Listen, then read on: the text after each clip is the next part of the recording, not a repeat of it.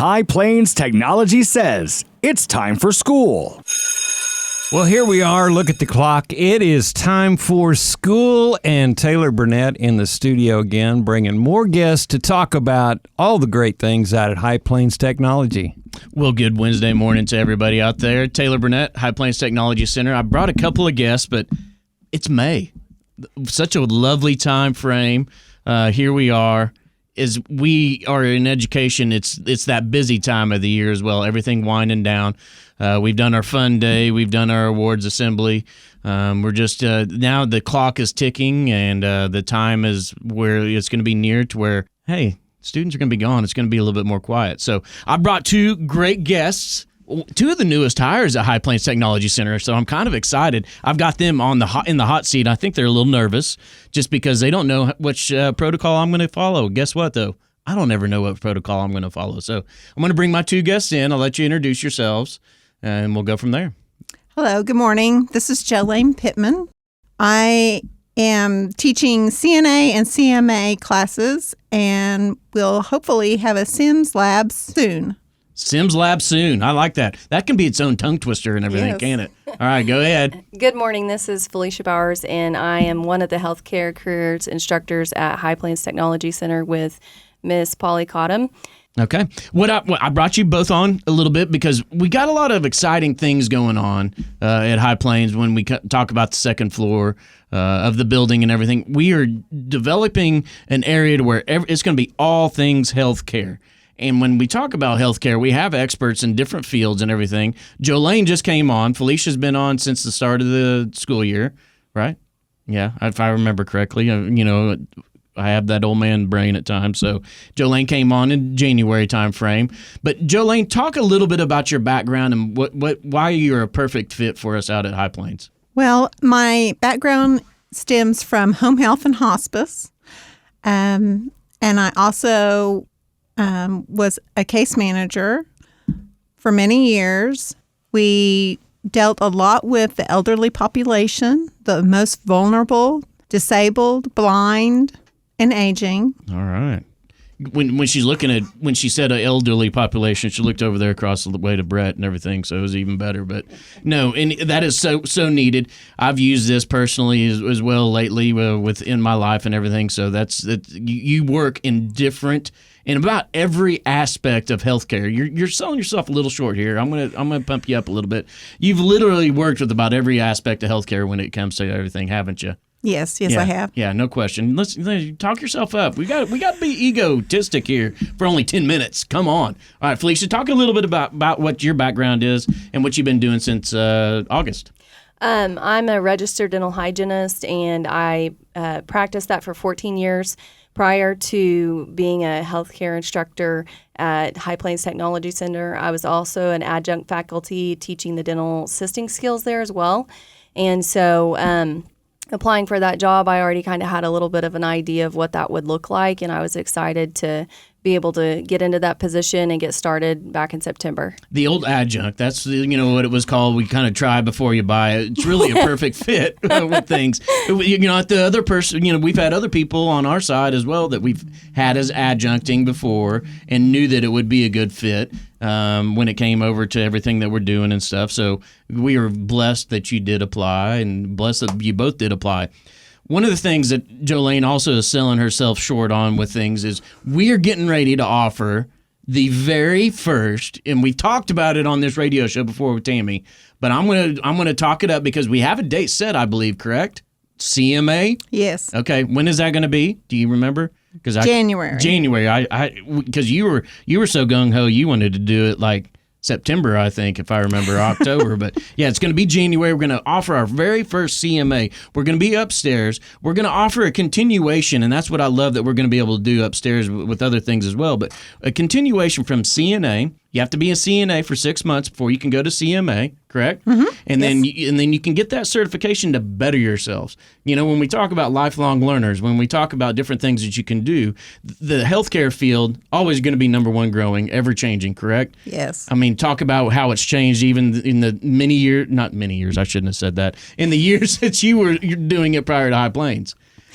Yes, it has changed. I've been an RN for 29 years. 29 years. So once again, she started when she was 10, is what I said, even with Mickey last week. So we're not going to throw out numbers, but 29 years, saying how that has changed dramatically and the evolution of it. And it's gotten better, wouldn't you say, both, with things? Yes. Yeah. Yes. But so we're going to be able to go the CNA route, then go into the CMA route. How long is the CMA class? We're estimating it will be around 2 to 3 weeks. 2 to 3 weeks. So you can get that licensure. Guess what? With that, more than likely, is going to come a pay bump, right? Yes. Because it's another license that you can do. And it's something that's been needed because we've looked at different routes and everything.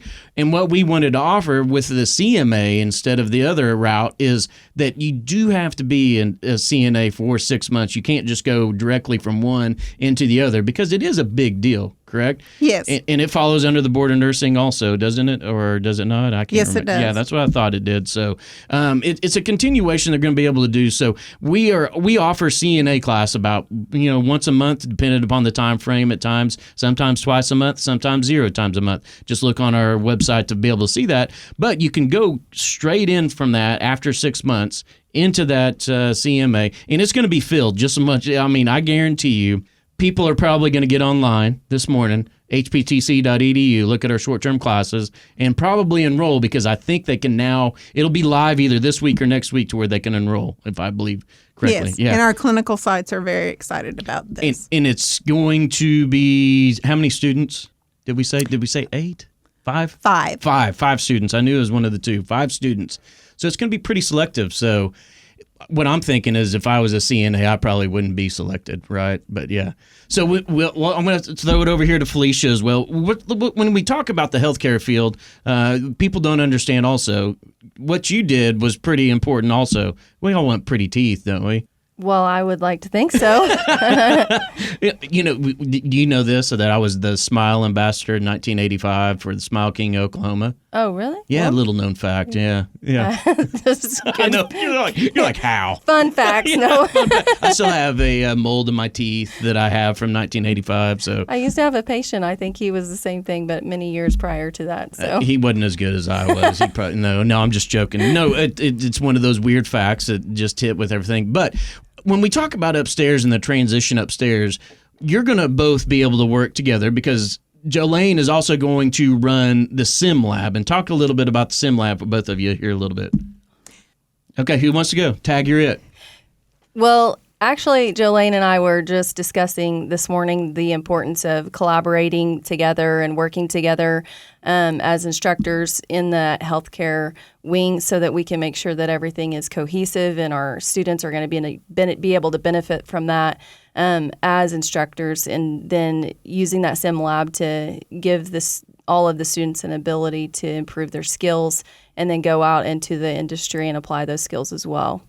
Yes, and the Sims is actually a mannequin that we can utilize to be able to construct like a code, or maybe they're having failure to thrive or respiratory failure, then we can go in there and the nursing students will be able to assess that patient and then intervene.